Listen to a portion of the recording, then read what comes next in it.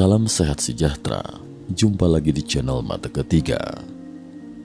Pada bulan Agustus 2024, di sebuah kota kecil bernama Parma, Ohio, Amerika Serikat, terjadi peristiwa yang mengundang perhatian global. Sebuah patung Bunda Maria dari Fatima yang dipajang di sebuah gereja lokal dengan tiba-tiba menutup dan membuka matanya, seolah-olah sedang berkedip.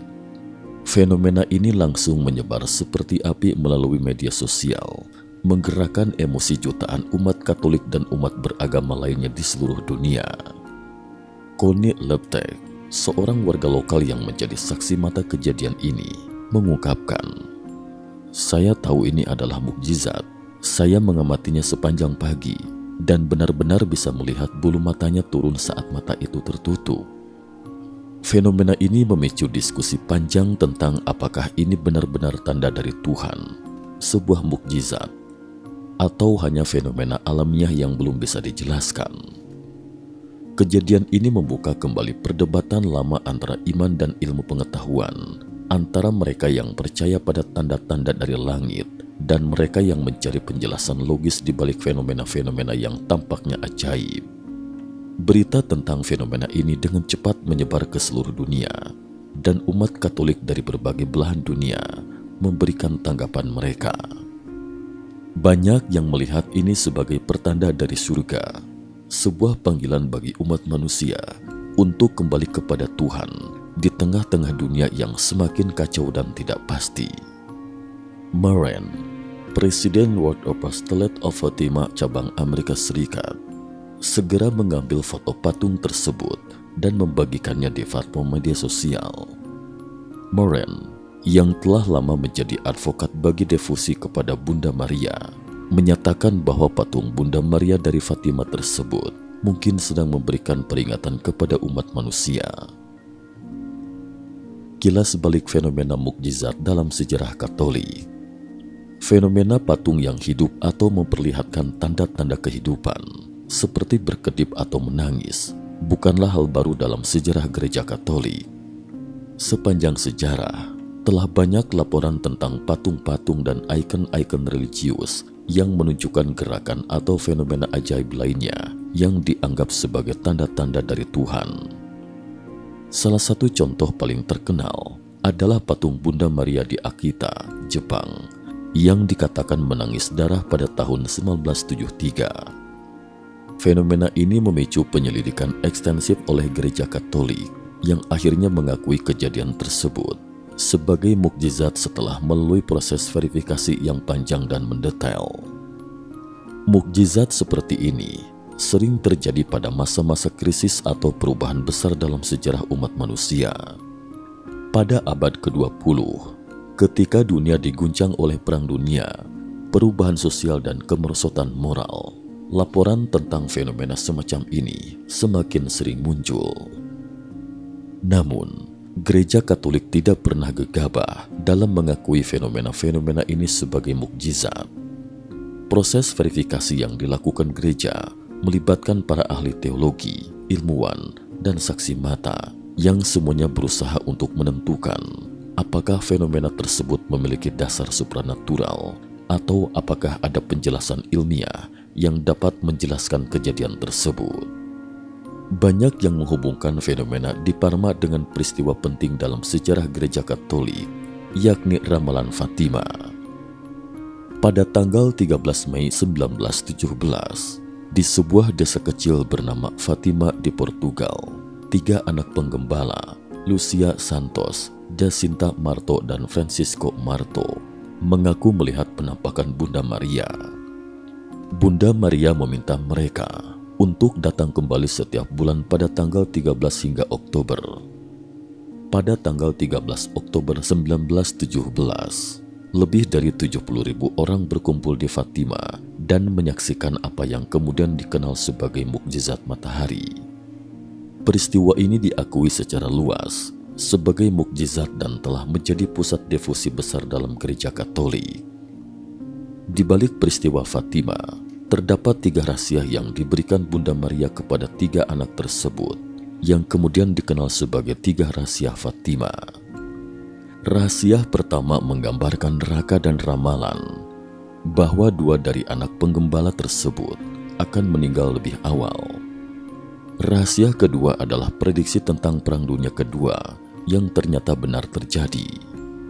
Namun rahasia ketiga yang baru diungkapkan pada tahun 2000 memberikan gambaran apokaliptik tentang seorang paus yang terbunuh dan penderitaan besar yang akan dialami oleh umat manusia. Fenomena di Parma ini dianggap oleh banyak orang sebagai kelanjutan dari peringatan-peringatan yang disampaikan melalui peristiwa Fatima. Ramalan ketiga dari Fatima seringkali dihubungkan dengan masa-masa akhir di mana akan terjadi kemerosotan moral dan penderitaan besar sebelum akhirnya dunia mengalami pemurnian. Bagi banyak orang, patung Bunda Maria yang berkedip di Parma adalah tanda bahwa waktu-waktu tersebut mungkin sudah dekat. Meskipun banyak orang melihat fenomena di Parma sebagai mukjizat, ada juga yang meragukan keabsahannya. Dalam dunia yang semakin didominasi oleh ilmu pengetahuan dan teknologi, banyak ilmuwan dan skeptis yang mencari penjelasan logis di balik fenomena-fenomena semacam ini. Pendekatan skeptis terhadap fenomena ini tidak terbatas pada ilmuwan sekuler. Beberapa teolog Katolik juga menekankan perlunya kehati-hatian dalam mengakui fenomena ini sebagai mukjizat. Mereka berpendapat bahwa penting untuk memisahkan antara kepercayaan pribadi dan penilaian teologis yang didasarkan pada bukti yang dapat diverifikasi. Dalam sejarah gereja, ada banyak contoh di mana fenomena yang awalnya dianggap sebagai mukjizat ternyata memiliki penjelasan alami atau bahkan disebabkan oleh penipuan.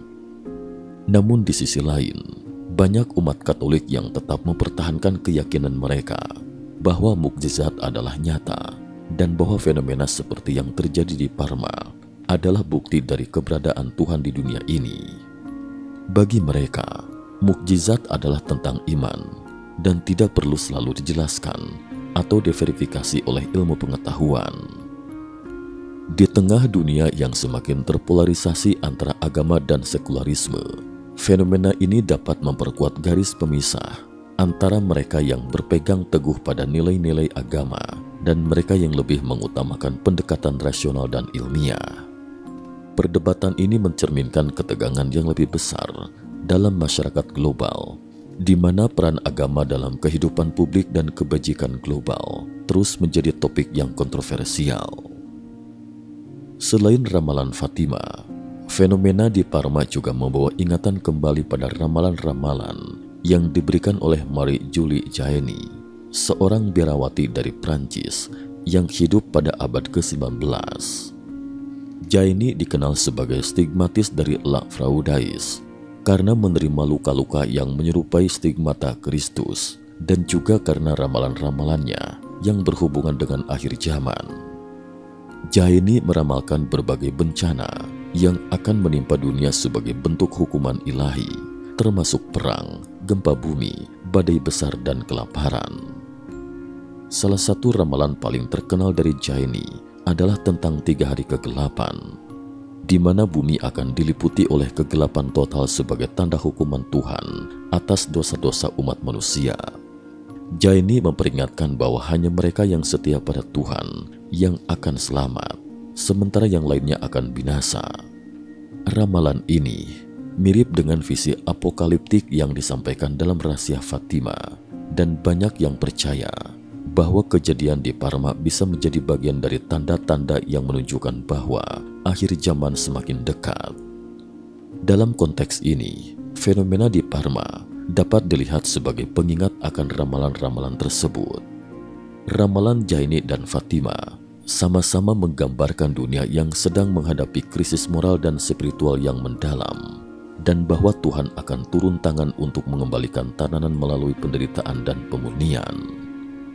Apakah fenomena ini adalah tanda bahwa kita sedang mendekati waktu-waktu tersebut, atau hanya sebuah kebetulan? Adalah pertanyaan yang tidak memiliki jawaban pasti. Kesaksian dari peramal kontemporer. Selain ramalan dari masa lalu, fenomena di Parma juga menarik perhatian para peramal kontemporer yang telah memberikan peringatan tentang bencana besar yang akan datang. Brandon Biggs, seorang YouTuber terkenal yang dikenal karena prediksinya yang tepat tentang percobaan pembunuhan terhadap Donald Trump, baru-baru ini mengeluarkan peringatan tentang bencana global yang akan terjadi pada akhir 2024 hingga awal 2025. Menurut Biggs, Tuhan telah menunjukkan kepadanya bahwa dunia akan menghadapi keruntuhan ekonomi, gempa bumi besar, dan pandemi mematikan yang akan merenggut nyawa jutaan orang. Biggs juga menyebutkan bahwa kekeringan besar akan melanda Amerika Serikat yang akan diikuti oleh kelangkaan pangan dan kekacauan sosial. Dia mengingatkan para pengikutnya untuk mempersiapkan diri dengan menyimpan makanan dan air secukupnya, serta mengisi penuh tangki bensin sebagai langkah berjaga-jaga.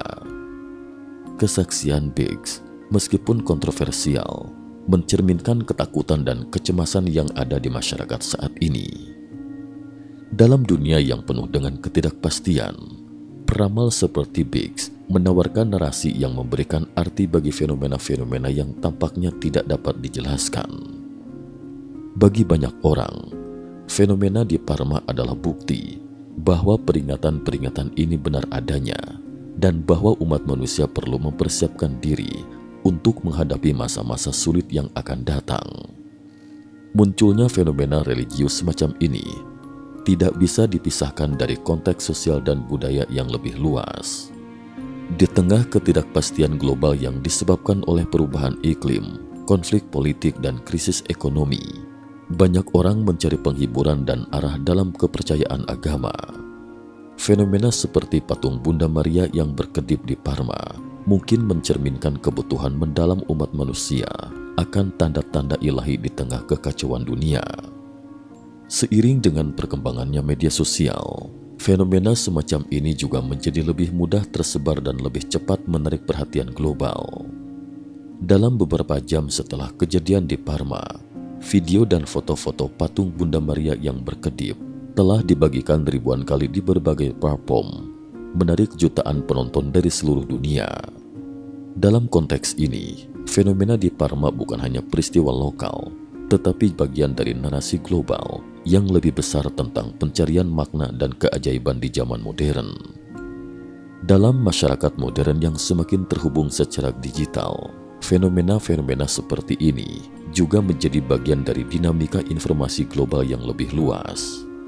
Kejadian di Parma mungkin hanya satu dari banyak fenomena serupa yang terjadi di seluruh dunia, tetapi kekuatannya terletak pada kemampuannya untuk menyatukan orang-orang dari berbagai latar belakang melalui pengalaman spiritual yang mendalam. Fenomena ini juga menyoroti bagaimana media sosial telah mengubah cara kita berinteraksi dengan peristiwa-peristiwa religius, menjadikannya lebih mudah diakses dan lebih cepat menyebar. Kesimpulan, sebuah pertanda untuk dunia yang berubah. Fenomena di Parma, apakah itu benar-benar mukjizat atau hanya kebetulan? Memberikan kita kesempatan untuk merenungkan keadaan dunia saat ini.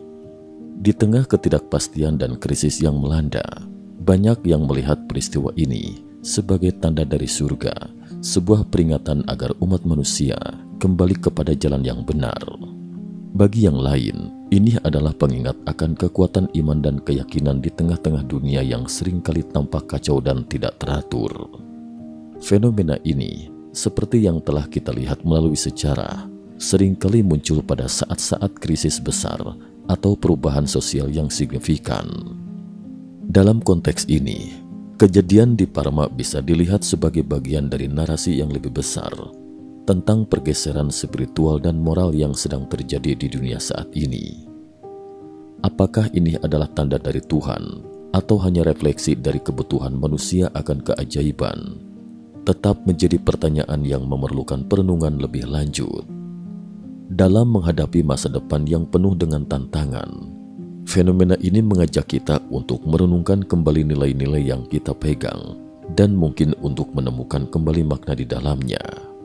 Dunia terus berubah, dan mungkin fenomena seperti ini adalah cara Tuhan atau alam semesta mengingatkan kita akan pentingnya tetap terhubung dengan sesuatu yang lebih besar dari diri kita sendiri. Cukup sekian dulu. Terima kasih atas perhatiannya.